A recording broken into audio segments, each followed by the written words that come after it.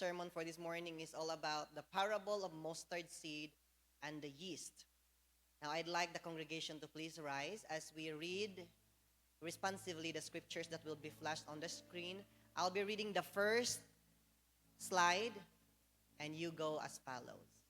Another parable put forth unto them, saying, the kingdom of heaven is like to a grain of mustard seed, which a man took and sowed in his field.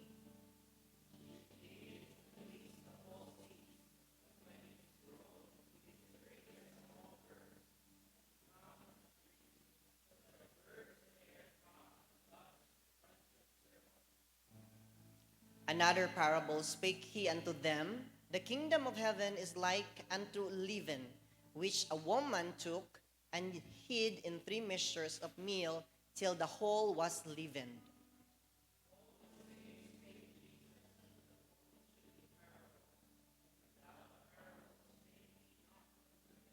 Let us bow down our head, let us pray. Father God, we thank you for your word so precious and alive. We thank you for each and every one that are gathered today, ready, anticipating, Lord God, great things from you. Lord, wala mi kabalog unsay mga sitwasyon ginadala sa matag usa, but we are praying and yielding ourselves to you that before, Lord, magawas kami niya ng amuang main door, we will be able, Lord God, to meet you here. We pray, Father God, nga this will be a beneficial and nutritious Sunday sa amo ang mga spiritual life. Thank you, Lord. Anoint your servant on the ears and the hearts of the listener today. In Jesus' name, amen. You may be seated. So this is the parable of the mustard and the yeast or the leaven. But I will be using the word yeast kay murag maoy pinaka nailhan nato labi na tong nagaluto, luto-luto, mga cake, mga hot cake. So, maka-encounter kita aning yeast. Naghapon ta sa Matthew 13. And I love to use Matthew 13 kay murag naadjud nasubay ang sunod-sunod nga mga parables. Okay. Hula mo na ako ning usa ka story. I don't dili ko sure ani og asa na ako ni nadungog. Basta kay nadungog na nako ni I don't know kung Sir Dan ba ni or kang pastor. About this a Chinese missionary. Before he reached the Philippines, there was this Filipino missionary to the China who been preaching the word of the Lord there relentlessly for 20 years. For 20 years of preaching, wala gid siya nadala di asa Ginoo, wala gid siya nakita, wala nag-gather. Kumbaga murag para sa iyaha is fruitless ang iyahang 20 years of preaching in China. Then to cut the story short, he went to the Philippines and then nanginabuhi di sa Pilipinas. One day na siya na-meet sa street nga nagsangyaw usa ka Chinese. So nagwali. Then paglabay niya, gitawag siya, "Oh, I remember you." Sige ang mata kay kinsa man ni nga ako nadumduma ni sa kadaghang tao sa kalibutan. "I remember you. You are that person preaching in our street." Nya karon naa na pud siya nag-mission to the Philippines, a Chinese person. You see, sometimes naay mga butang nga atong ginahimo nga murag wala may bunga, murag mag-fruitless, murag walay effect. Wala pa nato nakita dayon karon, but later on, basta kay naa siya heaven relevance, kingdom relevance, naa jud nay mahitabo, naa joy motubo. So karon ang matag usa ka nato, no matter unsay situation nato in life, no matter how insignificant maybe we feel or ang ato ang contribution to the ministry, to the family, I do believe nga kung ato nang ginahimo in connection with God, with the kingdom relevance, naa jud siya pagahimuon. Now today, let us be excited no to listen to the word of the Lord ug unsay himuon ni Lord para sa atoa. Now, we will be talking about the mustard seed and the yeast. Gagmay ni nga mga butanga. Ang kaning mustard is 1 to 2 millimeter. So, gamay ra kayo, no? Kung nakakita tutong bulak bitang murag alom-alom nga dulaan sa mga bata sa una niya ibutang diri para na alom tong black yang seed. Murag mangingon ana. Tapos ang yeast pod niabot ra pod siya og 3 to 10 micromillimeter. So gagmay kaayo, but Jesus, wala ni nakalampas kang Jesus, and He used this to preach, to give the message about the kingdom, nga unsa ni kaimportante ning mga butang aron masabtan nato ang kingdom relevance. Og karong adlaw when I read this one ko nga pwede na ako ni-skip, Lord, kay murag short raman kaayo ni nga kuan kanang story, murag wala kaayo ko'y makuha. But then, as the Lord leads, naadyo da itay ma-learn. Now, ang mustard seed, gi-compare po niya siya sa faith. Di ba? Kung naamoy pagtuo, susama sa liso sa mustasa, pwede niyong suguon kining punuan sa sikamuro nga balhin to tungas dagat. Grabe nga pagtuo, no? Or kining bukida, sugua balhin to tungas dagat. Grabe nga pagtuo, no? Pero karon we will not be talking about that. We will be talking about the mustard seed in comparison to the kingdom of God. Now, daghan kayong mga debate aning mustard seed because the mustard seed is not the smallest actually of all the seeds. Pero, sa Palestine, katong gina-cultivate, katong gina-garden nila, siya ang pinakagamay. Okay, nasabtan? Pero kung atong i-appeal tong mga sagbot-sagbot nga mga liso-liso, dili ang mustard seed. Pero ang point ni Jesus when he was teaching this one is that kadtong familiar sa Palestine, nga kadtong kabalo gyud kayo sila. Because Jesus will not be using parable nga kanang foreign para sa iyang audience. Kadto yung relatable sa iyang mga audience. And then, another debate is that a mustard plant is not a tree. Niingon siya din that when it grows, it becomes a tree. Ang mustard, kaya dili siya kahoy. Kuan siya, herb siya, kabahin siya sa mga cruciferous nga mga gulay like what? Broccoli, cauliflower, karelatives na. But there is this one variety of mustard seed nga moabot siya 7 to 10 feet kaning black mustard seed. So might be wala man gi-specified sa Bible pero most probably kani ang gi-refer ni Jesus Christ nga di ba kita kumutan ata hala ang punuan sa kapayas or we will call it a papaya tree. Di ba mo ana ta? But actually papaya is not a tree. Papaya is a herb. Di ba? So naay mga non-tree nga mga kahoy nga dagko sila pero dili sila tree pero kay kita kuridas man ta. Pagtanaw na to nga dako, na mga sanga-sanga nag-ana, kahoy na siya, punuan na siya.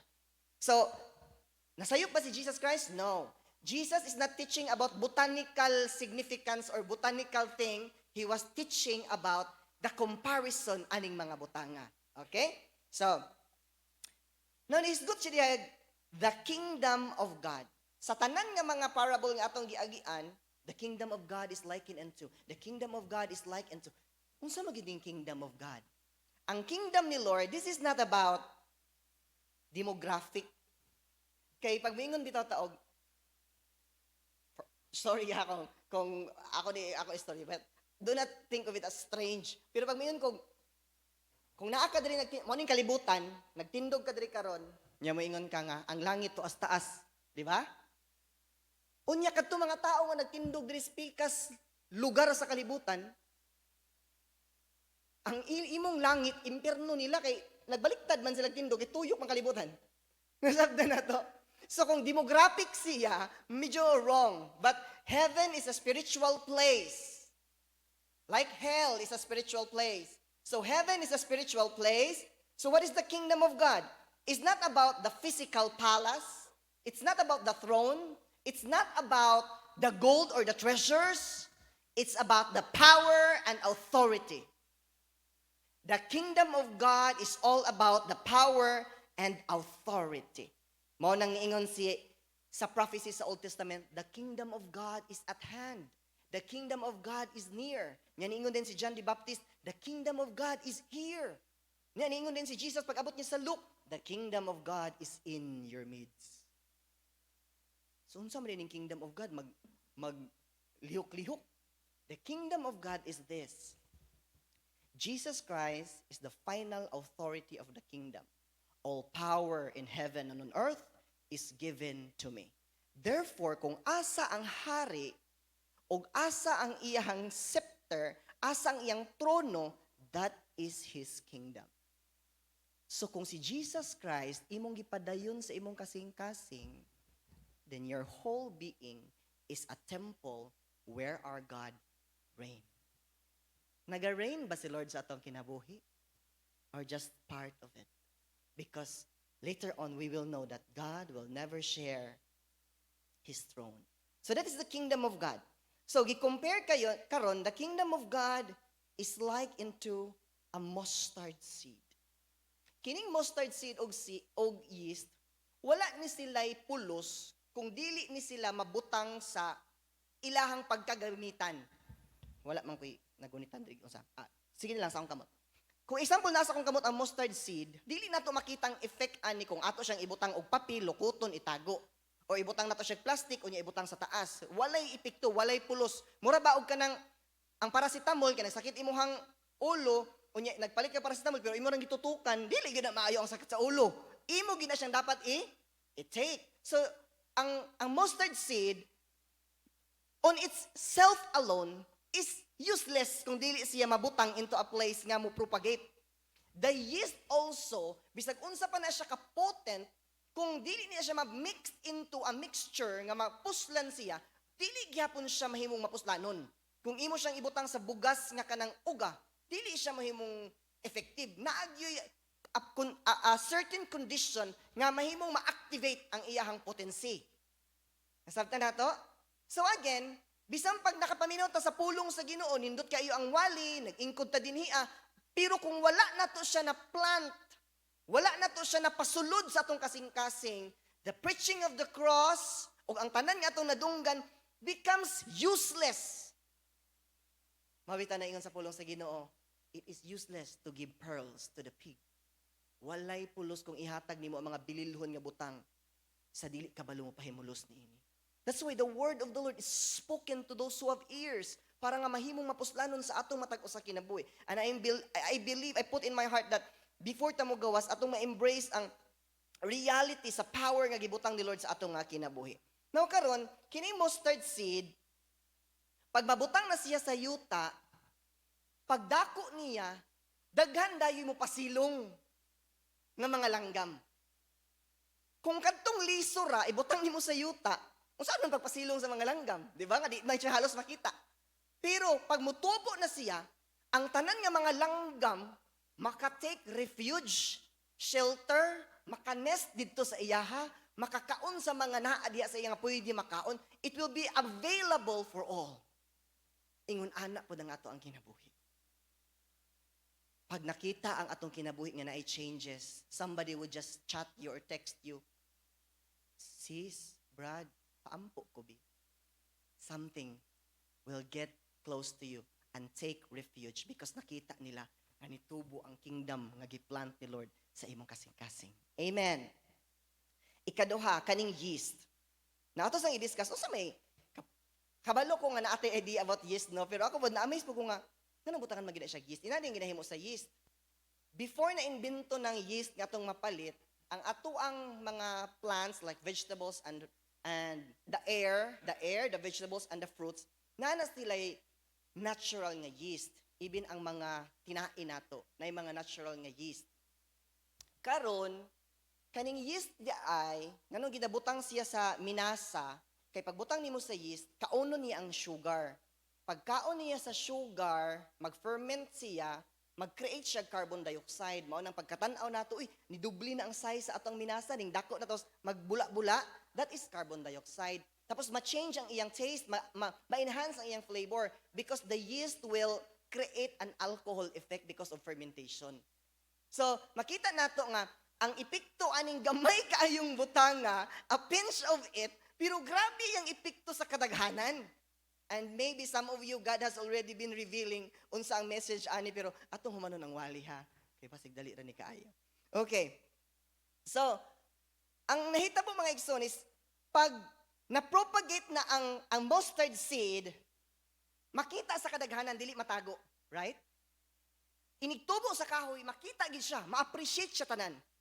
That is the external expression of the kingdom of God nga atong gidawat. But pasabot, ang tao nga ning dawat ni Kristo having that authority by the presence of the Holy Spirit, since the Holy Spirit is the representative of Jesus that we accept, so na-power sa sulod. Dili pwede nga dili na magawas sa imong kinabuhi ang power. Dili na pwede nga dili makita sa imong kinabuhi ang power. Kay like the mustard seed, dili pwede nga magpabilin siya nga liso, kinahanglan siya mo dako aron ma-appreciate ang iyang beauty. Asa naman ta karon sa ato ang process in growing. dili na to i-underestimate bisag asa ta nga process. Kay small growth is still growth. Amen? Sige lang, kay dili man kunti sana ini. Ang atuwa ni kanang makapadayon ta dito sa utlanan. Then, ang kaning yeast, what is the yeast? Kaning yeast, dili kaayo siya makita. Pero silently, invisibly, nag-work siya sa kinasuluran sa minasa. And later on, from a pinch of yeast, ngadto sa kinatibukan nga measure about 50 to 60 pounds, malukop yun na niya ang tibuok nga minasa. Nakita na doon sa ka-incredible ang gamay nga butang o ang iyang epekto kung mabutang siya sa tama nga kondisyon. And that is the kingdom of God internally. Nga naay himuon ang pulong sa Ginoo, ang kaluwasan nga atong nadawat internally and externally. You cannot say nga, kanang Kristohanon lang ko nga kanang undercover. Kanang secret ako nga pagka-Kristohanon. Dili na siya pwede. Kanang kuan ako, kanang camouflage ako nga pagka-Kristohanon. Dili na siya pwede. Kay like a mustard seed, it will be seen. You cannot help it. You cannot keep it. It will be seen. Like the yeast in our lives, mausab yun ang atong kinabuhi, mga igsoon, whether you like it or not, you will be changed from glory to glory. Amen. Pero kanus ani nahitabo? Kanus ani nahitabo nga ang minasa na lukop? Kanus ani nahitabo nga ang mustard seed nitubo? It is when the man took the seed and plant it. It is when the woman took the leaven and mixed it to the dough. Ang atong nadunggan, atong nabasa, kung dili nato siya i-own, dili nato siya i-possess as our own, it will never take effect sa atong kinabuhi.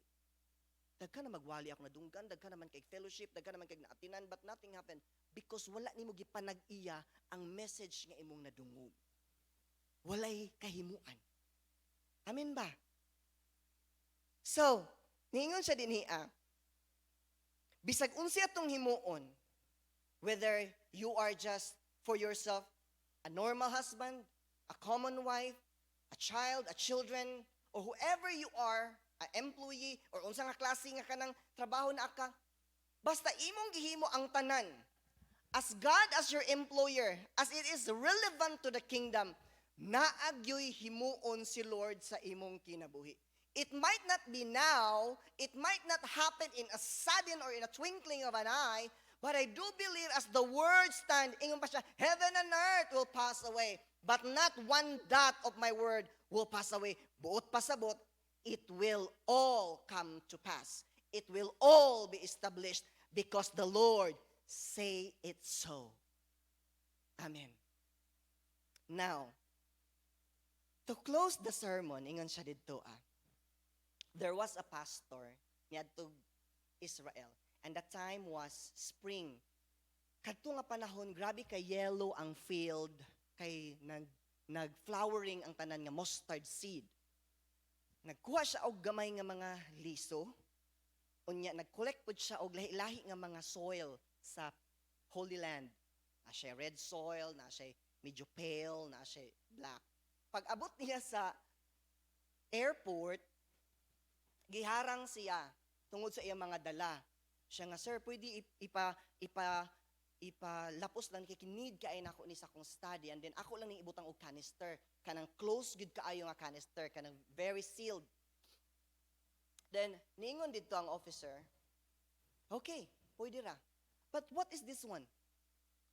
Nagdala pud ko gamay nga sample sa mustard seed. Ingon siya, sir, I'm sorry. Ang mga yuta nga sample pwede nako palapason. But the mustard seed, dili gyud pwede mo depart diri sa Israel. Why? Because by the time na ang mustard seed will come in contact with our land in the United States, it will scatter like a wildfire. Managhan sila uncontrollably. Dili mapungan ang multiplication basta mapatisok na ganig yuta, wala na. It is very impossible to eliminate it all. Maunang paggamit ni Jesus Christ din as the kingdom of God is like a yeast and a mustard seed.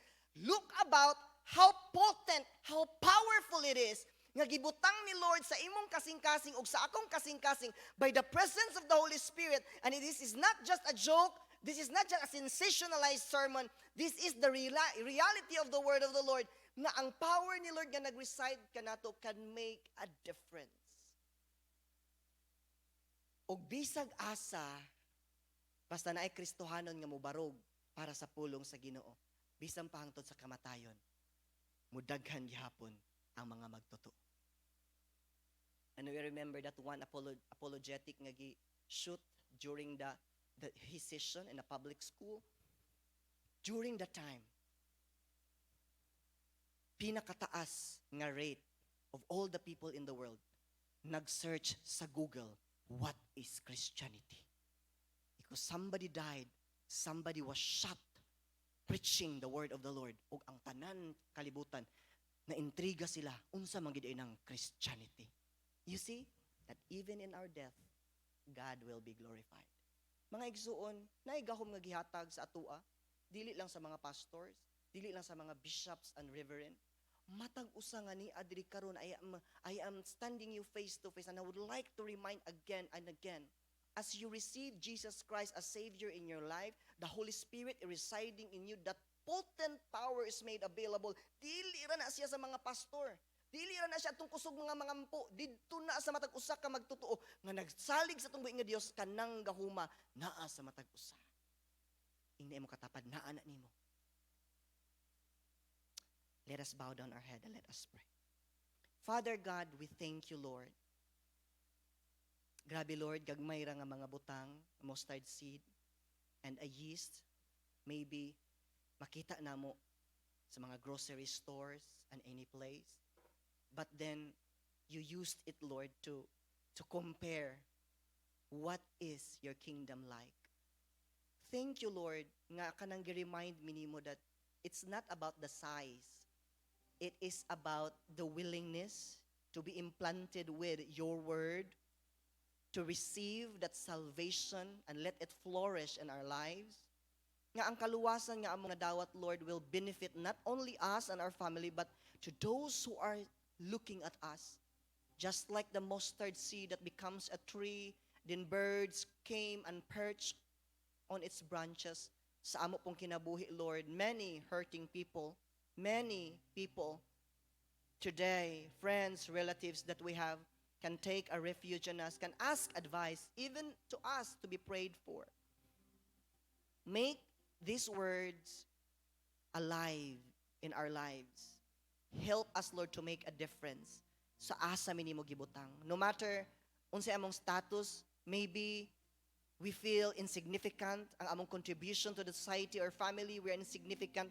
But Lord, right now, as we receive this understanding, that as we do faithfully, whatever we are doing right now, as we are doing it faithfully for your glory and honor, there will be something, oh God, that will happen, something great, and we will witness that greatness in our life.